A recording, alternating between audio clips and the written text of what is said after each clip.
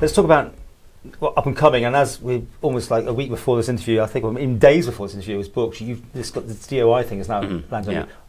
What's this? Has Mr. Harmer had enough? I mean, no, not at all. Can we get down to the nuts? But are you taking over the prom? Am I talking to you in the future about holes in the road and cones? So, legally, the minister is the department, and Minister Harmer is not walking away from any of this.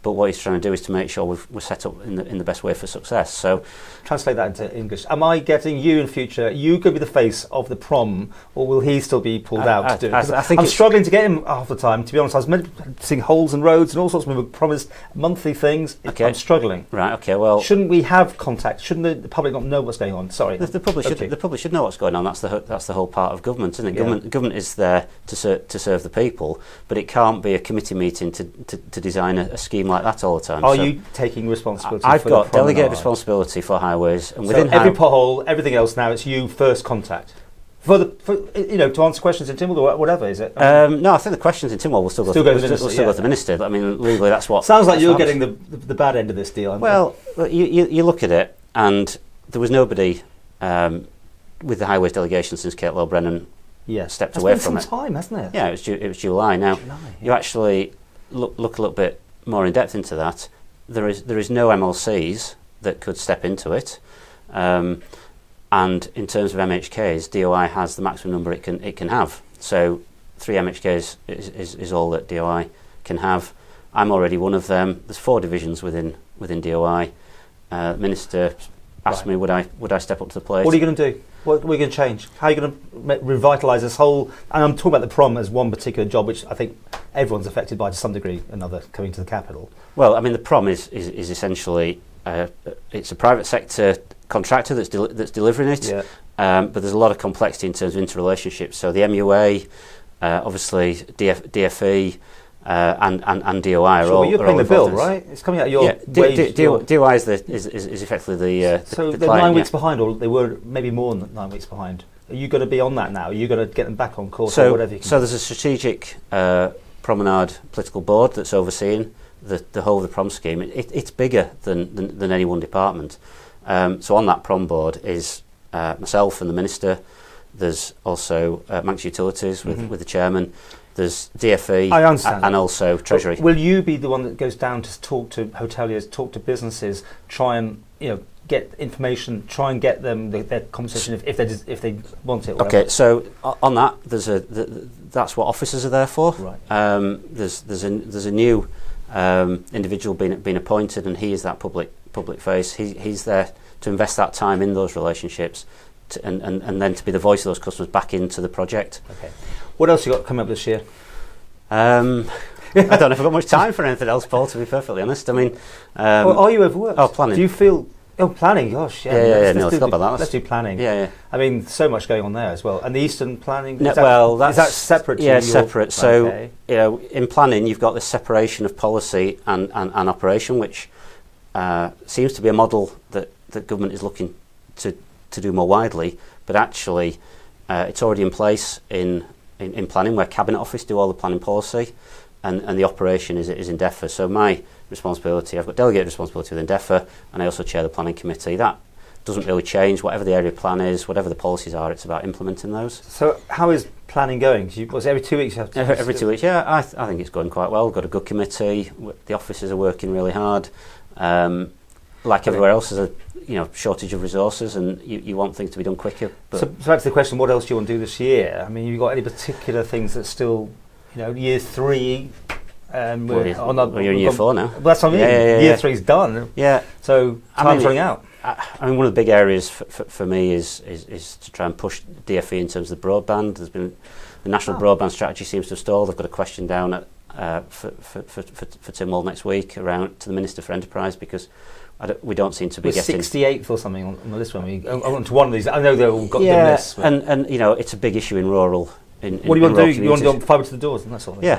Yeah. I mean, Jersey's done it. I know they started early and they ran into all sorts of problems down there, but they have now seemed to complete it, and they've in the top 10, which is obviously a great number to have. I mean, you want that for us. Yeah, I do, and it needs to be. Is that government supported though? It has to be government supported, because commercially there's not going to be the economic return. Who won't pay for that, will they? I mean, if they had to pay the going rate. No, and telecoms companies won't invest the amount of capital that's needed either. So it has to be a true public-private partnership. And I think we've got to be brave, and we've got to be prepared to back ourselves and invest for the future without becoming profligate. Especially your constituency would be seen to be probably on the lower end of the bandwidth. I don't know if they are. But it will be. It will be because of the rural nature of it. I mean, we've got 38% of the geography of the Isle of Man physically within one constituency, so it's very sparsely populated.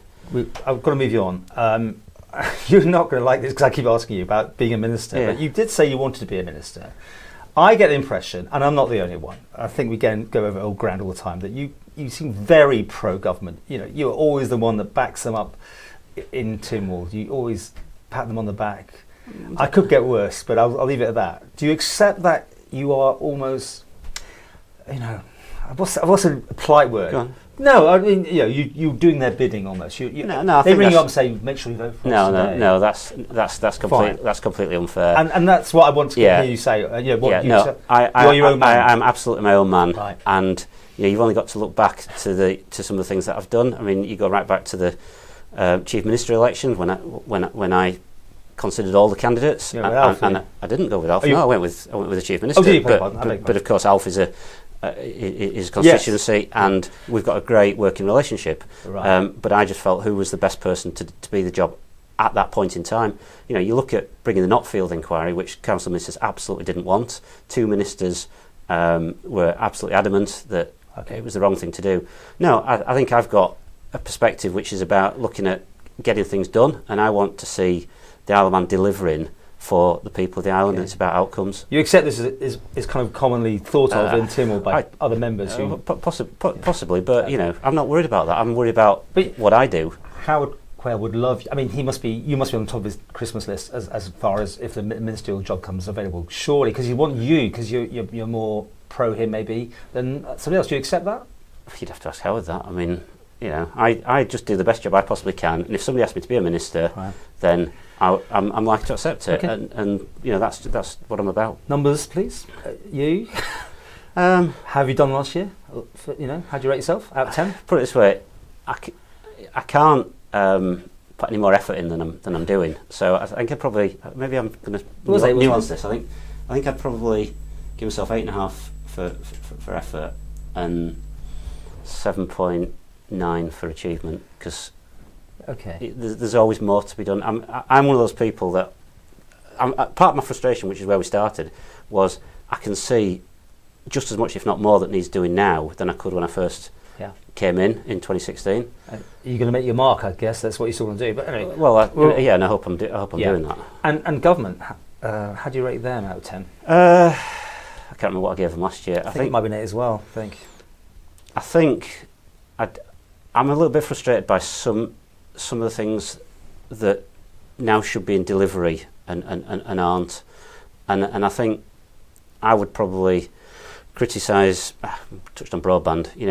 We don't seem to be pushing some of these things as quickly as we ought to, and I think there's one criticism I would have is that maybe we're becoming a bit too hidebound by things that were set out early on. So, the Save project, for instance, it's, I think we're in danger of pushing that a bit too far, and we need to make sure we don't. Interesting, because a lot of people, it seems to have gone off the radar. I mean, I think the airport's probably one of the highest achieving things. But it's still a potential. It's nothing's actually happened yet. But I think it's really important that we look at why we were trying to do it. And it was about rebalancing government finances.